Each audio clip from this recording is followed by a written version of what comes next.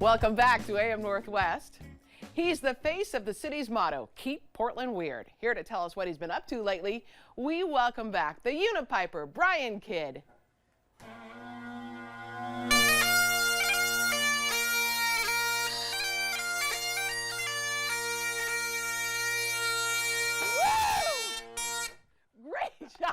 Welcome back, Brian. So good to see you. Yeah. How have you been? Like, you took a little break for a bit? I did. Grab your hat? Yeah, grab your hat. Grab my hat. Yeah, and now you're back and raring to go. That's right. Yeah, you got a lot of things going on. I mean, in addition to, like, you perform at weddings and events and all of that, right? Yeah. So I got to keep the people happy, and then I also have a duty to Portland. Yeah. So tell me about that, because you're doing something that's kind of keeping the history of Weird Portland. Right. So we're in my capacity as an official board member of Weird Portland United, which is Portland's only nonprofit that is dedicated to keeping Portland weird. Love it. We have established the Weird Portland Hall of Fame to honor the legacy of some of our most notable weird people, places, and things. I know Darcel is one of those, right? Yes, of course. That's fantastic. I love that. Yes, and so we are building out an actual Hall of Fame, and it's going to live inside of Portland's Peculiarium.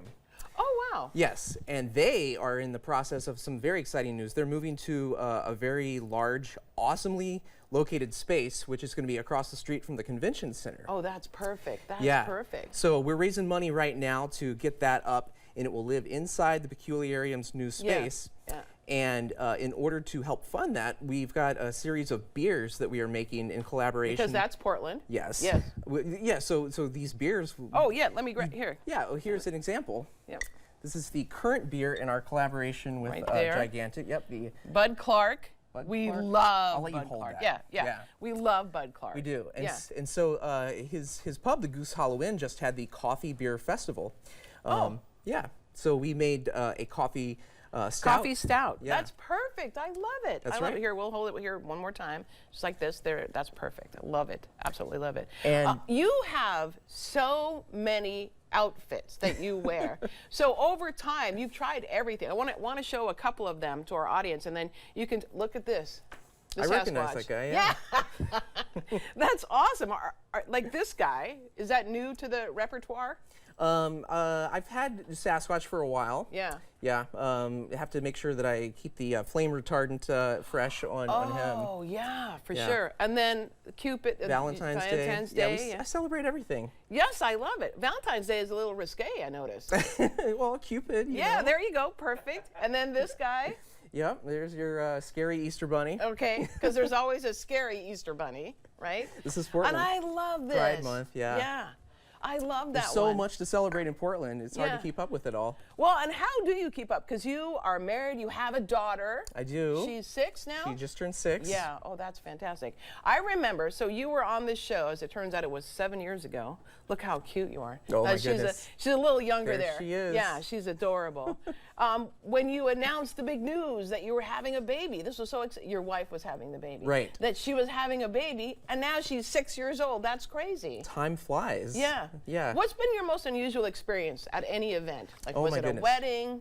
Was it a beer festival? I've done them all, Yeah. and then some. Yeah. And in the category of and then some would probably be the time that I was hired to perform for a school of seeing eye dogs.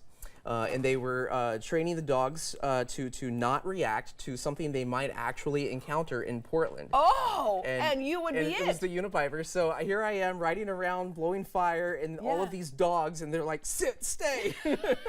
Oh, that's great. Which I think is a fantastic service, because when they would then encounter me, they would not attack me. Yeah, that helps you out, doesn't it? Doesn't it? So going back to when you originally started to get this together, you found your unicycle in a dumpster. Was that right?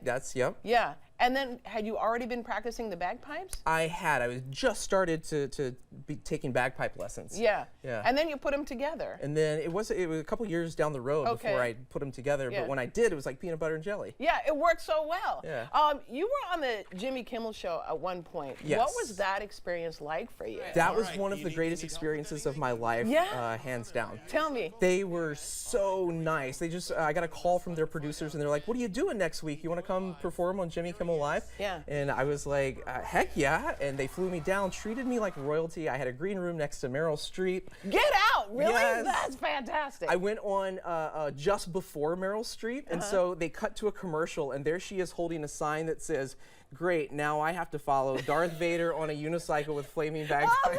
I love it. Oh my gosh. The fact that you got to be next to her. Yeah. So did you get a chance to talk with her then? Not really. Yeah. Her and Joseph Gordon-Levitt, the other guest that night, they had their own green rooms. Yeah, I guess so. Yeah. I guess so. I was just in the general green room. Have you had any mishaps with the unicycle and the you know, bagpipes? knock on wood, not really. I have only fallen off and injured myself a handful of times, but it comes with Nothing the territory. too bad, I'm a dog person. You're a dog person. And apparently, I think your wife took this picture of you. So tell me about this. What's going on here? This is Piper. Everybody wanted. Oh, that makes sense. Piper. Everyone wanted us to name our daughter Piper, and so we compromised and we named the dog Piper. And this is how she is a daddy's girl, and every morning she is in some way cuddling with me, and she is 100 pounds and has no idea of her size. Oh, that's great. So now I think in this post you said something like you dreamed you were stuck under. Yeah. It was funny. I was dreaming that I was like in an earthquake and there was like rubble, and then I had no idea that she was like this, but my wife woke up and then she took that picture, and I was like, well, that explains a lot. You must have a big bed to have that big dog on your bed. It's a queen size bed, but with the dog and now 2 cats, it's quite crowded. Yeah, it's quite crowded. Quite crowded. All right. Well, I'm so excited that you came. Thank you so Thank you much. for I'm having glad me you're on. back doing this. This is awesome. Yeah. Great to see you again. Good to see you. All right, we'll be right back with more AM Northwest. Don't go away.